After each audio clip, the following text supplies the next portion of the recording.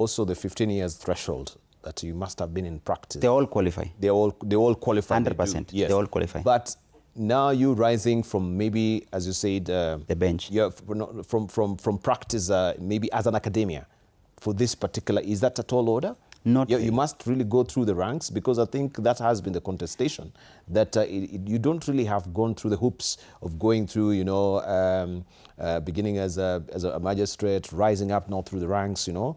You can actually get that particular launchpad from the academia right to... It goes with the biases, Dibal. It goes with the panel biases. If I'm to look back as to the previous appointments, especially the Supreme Court, in the first Judicial Service Commission established under the Constitution, you'd see they had a bias for new, fresh blood. Yes. That is what brought the Mutunga Court. Most were from the outside, with a few.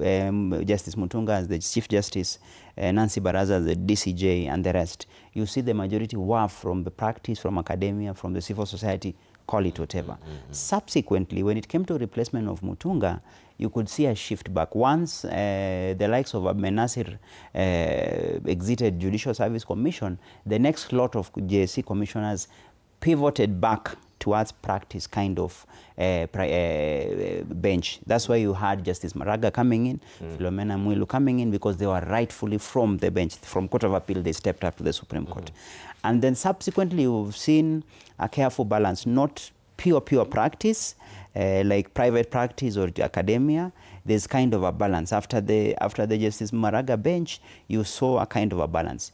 But if I'm to use the last round of recruitment, you see a 60% bias towards those already in the bench, yes, and a 40% pick from outside. Okay. So I reduce it to the biases of the current commission, because the commission keeps changing its membership. It depends. For this one, I gave it 60-40.